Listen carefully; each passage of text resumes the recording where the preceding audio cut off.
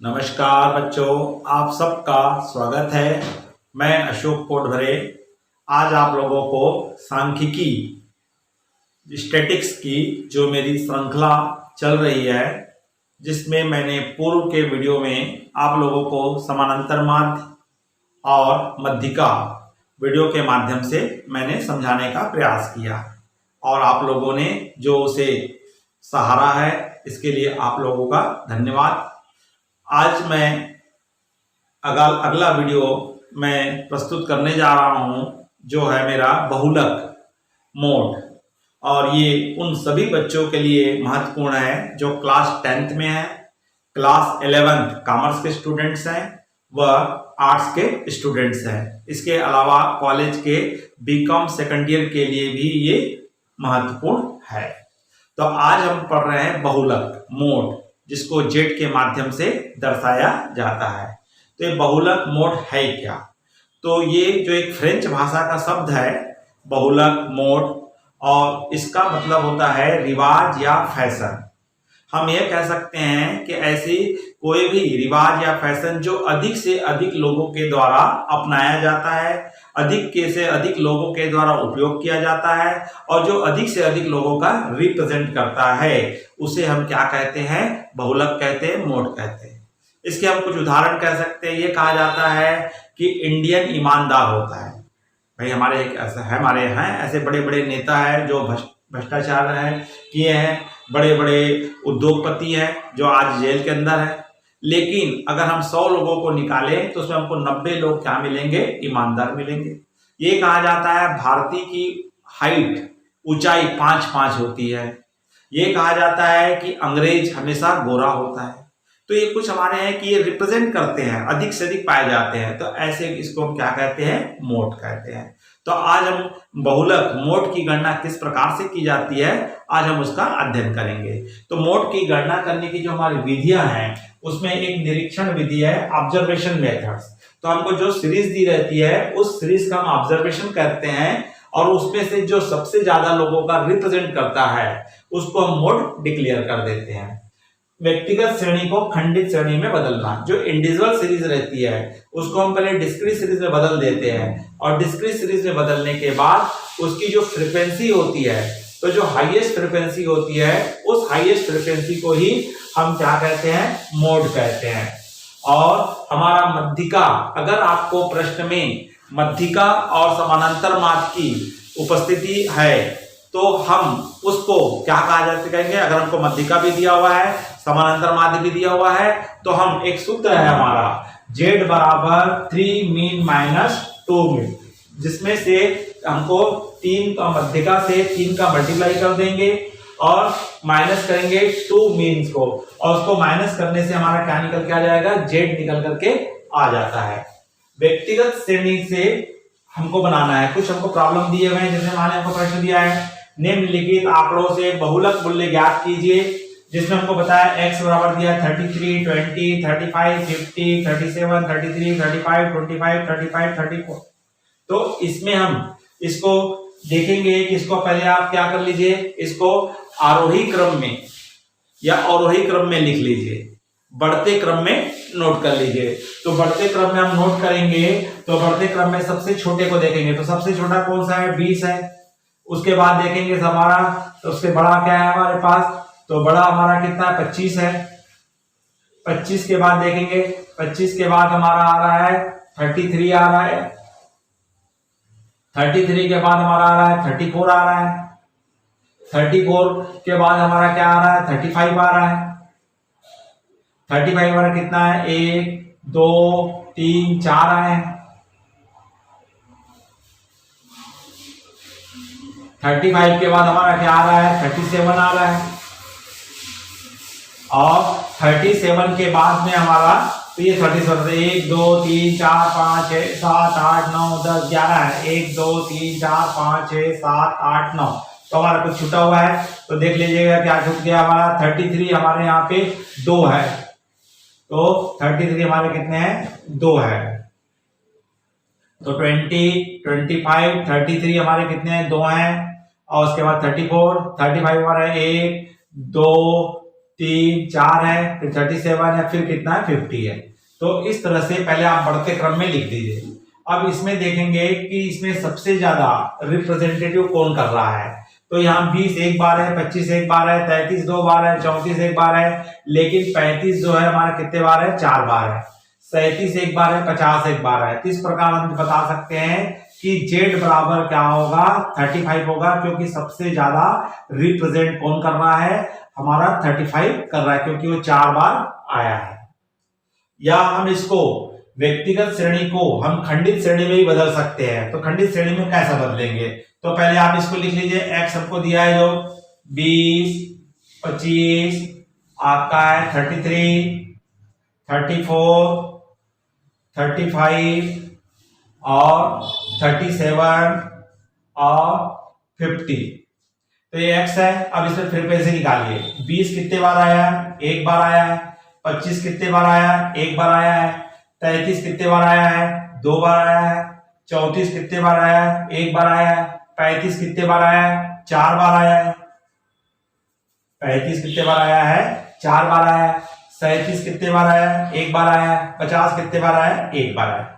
तो इस तरह से आपको किसको हम व्यक्तिगत श्रेणी को खंडित श्रेणी में क्या करते हैं, बदल लेते हैं। और बदलने के बाद हमें देखते हैं इसमें से सबसे बड़ी फ्रीक्वेंसी कौन है। तो सबसे बड़ी फ्रीक्वेंसी क्या है, 4 है। तो हम बोल देंगे Z बराबर क्या होगा, 35 होगा, क्योंकि Z जो है सबसे 35 जो है सबसे ज्यादा क्या कर रहा है, ये रिप्रेजेंट कर रहा है। तो इस तरह से आप क्या कर सकते हैं, ऑब्जर्वेशन मेथड से। तो इंडिविजुअल सीरीज को पहले हम क्या कर सकते हैं, उसको बढ़ते क्रम में या घटते क्रम में लिख दीजिए, और उसके बाद देखिए कि कौन सा अंक सबसे अधिक बार आया है। जो अंक सबसे अधिक बार आता है वही क्या कहलाता है, Z कहलाता है, मोड कहलाता है। और ठीक उसी प्रकार अगर इस सीरीज को हम किस में बदल सकते हैं, खंडित श्रेणी में बदलेंगे। तो खंडित में आप जो अंक आए हैं, तो एक बार एक अंक को एक ही बार लिखा जाता है। तो 20, 25, 33, 34, 35, 37, 50। तो इसके सामने हमारा फ्रीक्वेंसी क्या आता है, 1 1। 33 के सामने 2 है, 34 के सामने 1 है, 35 के सामने कितना है, 4 आया है, 37 के सामने 1 है, 50 के सामने कितना 1 आया है। तो किसकी फ्रीक्वेंसी सबसे बड़ी है, तो 35 के सामने की फ्रीक्वेंसी सबसे बड़ी है, तो हम उसको क्या मान लेते हैं, मोड मान लेते हैं। तो Z बराबर हमारा 35 आएगा। अब इसी में हम देखते हैं कि हमको खंडित श्रेणी में ऑलरेडी हमको यहाँ पे क्या दिया है, खंडित श्रेणी दिया है। निम्नलिखित आंकड़ों से बहुलक ज्ञात कीजिए। आपको x दिया है 10, 20, 30, 40, 50, 60। 10 के सामने 13 फ्रीक्वेंसी है, 12 के सामने 15 है, 30 के सामने 20 है, 40 के सामने 33 है, 50 के सामने 15 है, 60 के सामने कितना है, 10 है। तो अब यहाँ पे निरीक्षण विधि करोगे तो आप फ्रीक्वेंसी का निरीक्षण किया जाता है। तो फ्रीक्वेंसी में देखा जाता है सबसे बड़ी फ्रीक्वेंसी कौन सी है। तो सबसे बड़ी फ्रीक्वेंसी हमारी क्या आ रही है, 33 आ रही है। 13, 15, 20, 33, 15, 10 है ना। तो अब यहाँ पे जब खंडित श्रेणी रहती है या कंटिन्यूस सीरीज रहती है, तो उसमें हमारी दो विधियों से बनता है। एक निरीक्षण विधि के द्वारा बनता है, एक ग्रुपिंग मेथड के द्वारा बनता है, समूहीकरण विधि के द्वारा बनता है। तो ये ग्रुपिंग विधि को कब निकाला जाता है, तो यहाँ पे दो कॉन्सेप्ट यहाँ पे रहता है कि अगर सबसे बड़ी फ्रीक्वेंसी अगर एक ही बार आई है तो उसी को अपन क्या निरीक्षण विधि के द्वारा निकाल सकते हैं। या अगर मान लीजिए एक से अधिक जो बड़ी फ्रीक्वेंसी है वो एक से अधिक बार आ जाती है, जैसे हम आगे एग्जांपल दिखाएंगे तो उसमें हमारा 10 दो बार आ गया है, तो वहां पे 10 बड़ा है लेकिन 2 बार आ गया है, तो हम किसको मानेंगे, 8 वाला मानेंगे कि 11 वाला मानेंगे। तब ऐसी स्थिति में ग्रुपिंग मेथड का उपयोग करते हैं। और एक ही बड़ी फ्रीक्वेंसी है तो उसको हम क्या मान लेते हैं, मोड मान लेते हैं। लेकिन इसका भी एक सिद्धांत है कि आपको अगर इसको हम ग्राफ पेपर में बैठा है तो ग्राफ पेपर में बैठाते हैं तो हमारा जो एक्स है 10, 20, 30, 40, 50, 60 और इधर भी हम जो ले लेते 10, 20, 30, 40, 50, 10, 20, 30, 40, 50। तो अब इसको हम ग्राफ पेपर में बैठाओगे, जैसे मान लो 10 13 आया तो यहाँ पे करीब आ रहा है, 15 आया, यहाँ पे आया 20 और 33 और 15 और 10। तो आप देखोगे तो ये क्या बन रहा है, बेल आकार बनता है, घंटे का आकार बनता है, बेल आकार बनता है। अगर बेल आकार बन रहा है बढ़ते क्रम में जाकर के फिर उसी क्रम में अगर उतर रहा है तो ये जो बेल आकार होता है ये वाला जो हमारा होता है ये क्या कहलाता है, मोड कहलाता है। ये क्या कहलाता है, मोड कहलाता है। अगर यही ग्राफ अगर हमारा आड़ा तिरछा ऐसा बनता है तो यहाँ पे ये दो हमारा हाईएस्ट बता रहा है, तो ये दो मोड आ गया है, तो इनमें से कौन सा माने, तो वहां पे हमको क्या होता है, ग्रुपिंग मेथड का उपयोग लाया जाता है। तो यहाँ पे बेल आकार बन रहा है इसलिए हम इसको क्या मानेंगे, जो निरीक्षण विधि करते हैं तो सबसे बड़ी फ्रीक्वेंसी क्या आ रही है, 33 आ रही है। तो 33 के सामने वाला पद आपका क्या कहलाएगा, यहाँ पे z बराबर 33 के सामने वाला पद आपका क्या कहलाएगा, z बराबर क्या होगा, 40 होगा। तो यहाँ पे ऑब्जर्वेशन विधि के द्वारा, सर्वेक्षण विधि के द्वारा हम क्या कर सकते हैं, हाईएस्ट फ्रीक्वेंसी को क्या मान सकते हैं, z मान सकते हैं, मोड मान सकते हैं। अब हम देखते हैं समीकरण विधि। जैसे मान लीजिए अगला क्वेश्चन हमारा बोलता है यहाँ पे आपको 5, 6, 7, 8, 9, 10, 11, 12 दिया हुआ है। अब यहाँ पे आवृत्ति दी हुई है 4, 6, 8, 10, 9, 10, 8, 7। तो यहाँ पे निरीक्षण करने से यह पाया जा रहा है कि सबसे बड़ी फ्रीक्वेंसी 10 है। सबसे बड़ी फ्रीक्वेंसी क्या है, 10 है। लेकिन ये 10 कितने बार आ गया, 2 बार आ गया। तो अब हम इस 10 के सामने 8 को माने या इस 10 के सामने 10 को माने, अब हमारे सामने प्रश्न चिन्ह लग गया है। तब ऐसी स्थिति में हमारी निरीक्षण विधि क्या हो जाती है, फेल हो जाती है। तो फिर वहां पे हमको कौन सा करना पड़ता है, ग्रुपिंग मेथड का उपयोग करना पड़ता है। और इसी को अगर हम ग्राफ पेपर में बैठाते हैं, तो अगर इसी को आप ग्राफ पेपर में बैठाओगे तो हमारा 5, 6, 7, 8, 9, 10,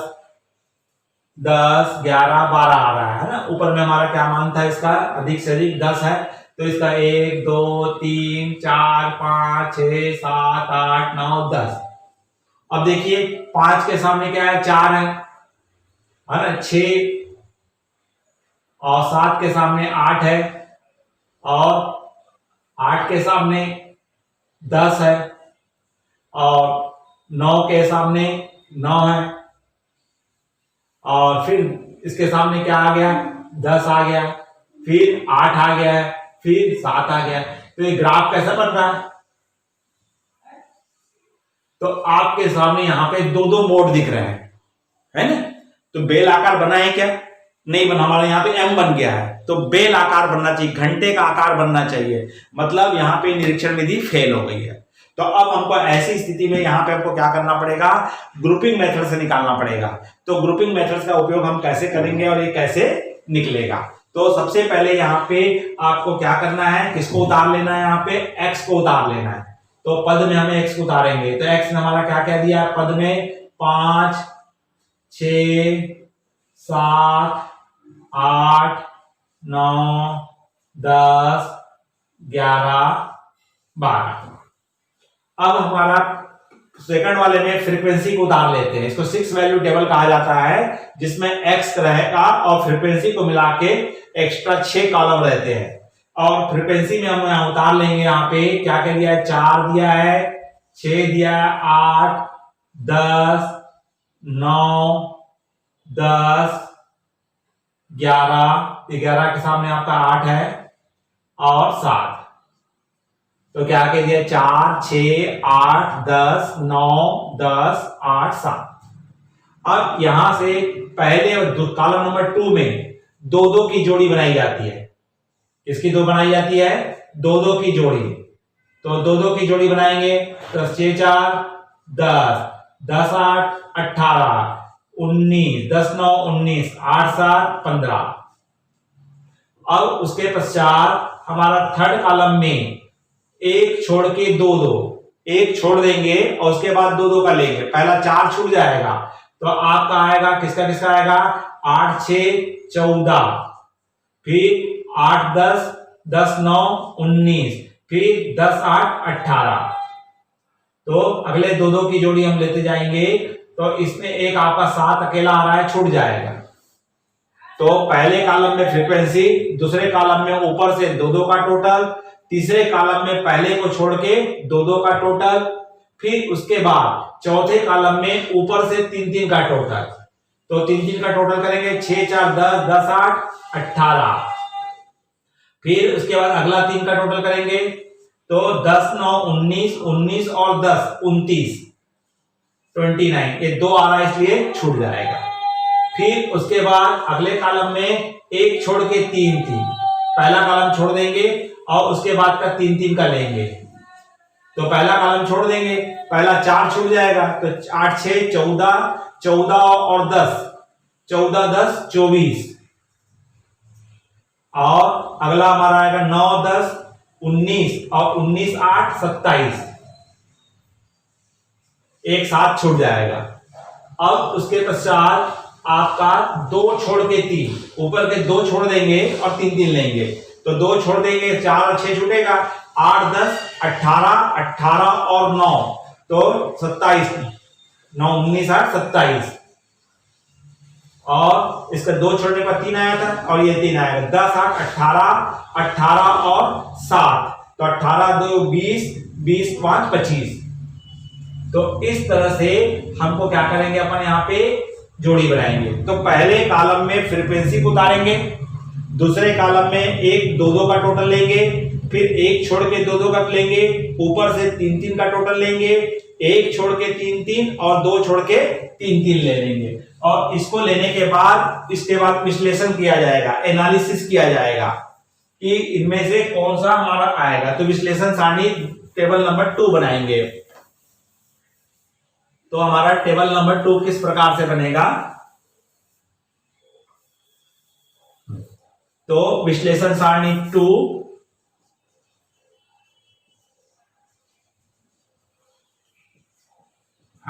तो यहां पे जो 1 2 3 था है ना, इसको आप ऐसा उतार लेंगे 1 2 3 4 5 6 जो टेबल्स है।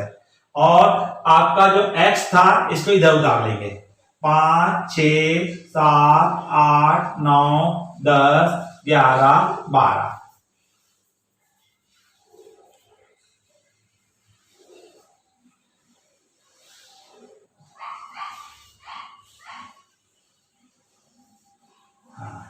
तो ये हमारा विश्लेषण सारणी नंबर 2 होता है, विश्लेषण सारणी। तो इसमें आपको 6 जो कॉलम थे उनमें हमको देखना है कि सबसे अधिक हाईएस्ट कौन सा है, और उसके सामने हम राइट लगा सकते हैं। तो अब देखिए, तो अब यहां पे सबसे पहले आएंगे कॉलम नंबर 1।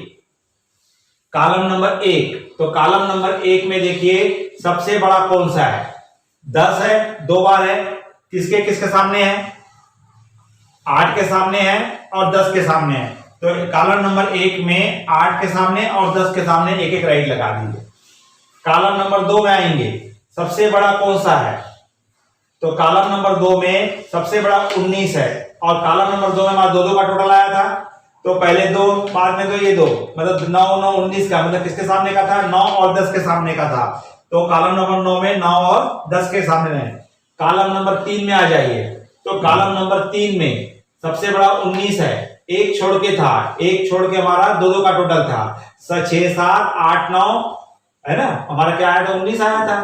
ये क्या चाहिए थे हमने, एक छोड़ के 2-2 का था, पहले हमारा 2 था है ना, एक छोड़ के 2-2 का था, तो एक छूट गया था हमारा, ये पहला छूटा था, 2 का टोटल 14 था, ये 9 का, मतलब 8 और 9 के सामने का है।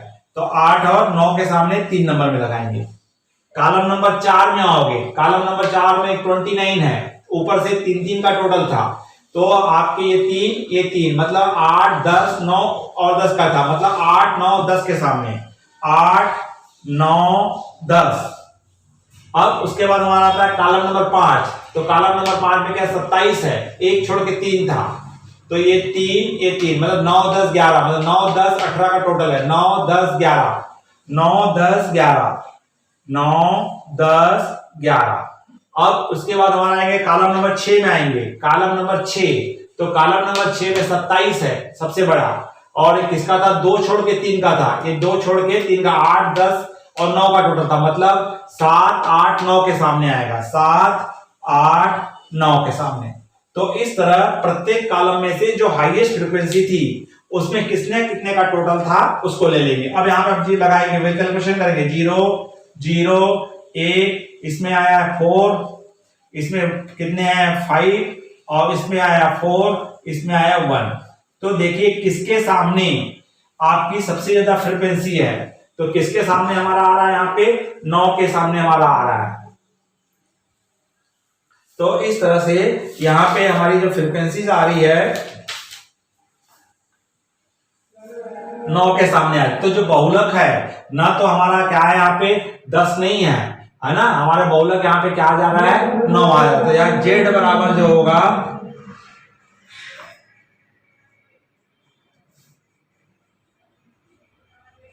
तो इसलिए यहाँ पे Z बराबर आपका क्या आ जाएगा 9 आएगा। आपको लग तो रहा क्या था इसमें 10 हो सकता है, लेकिन विश्लेषण करने से यह पाया गया है कि यहाँ पे Z बराबर क्या हो जाएगा 9 होगा। तो इस तरह से इसका क्या आएगा, आंसर आएगा जिसके सामने सबसे ज्यादा फ्रीक्वेंसी आती है वही यहाँ पर क्या कहलाता है, Z कहलाता है, मोड कहलाता है। तो बच्चों इस प्रकार आपने क्या देखा कि हम इसको व्यक्तिगत सीरीज से किस प्रकार बना सकते हैं। खंडित श्रेणी में हम क्या देखते हैं, दो चीज देखते हैं कि अगर एक हमारा अधिकतम दिख रहा है और सबसे ज्यादा रिप्रेजेंट कर रहा है तो हम उसको मान लेंगे। अगर बेल नहीं बनता है तो हमको क्या करना पड़ता है, ग्रुपिंग करना पड़ता है। तो अब मैं आपको अगले वीडियो में आपको क्या बताऊंगा, हमारी तीसरी जो सीरीज है खंडित श्रेणी सतत श्रेणी में किस प्रकार से ज्ञात किया जाता है, इसको हम बताएंगे। अगर आपको ये वीडियो अच्छा लगा होगा तो लाइक कीजिए, अपने अधिक से अधिक साथियों को शेयर कीजिए। अगर आपने इस वीडियो को सब्सक्राइब नहीं किया है तो तुरंत सब्सक्राइब कर दीजिए, जिससे आने वाले अगले वीडियो की आपको सूचना मिल सके। नमस्कार।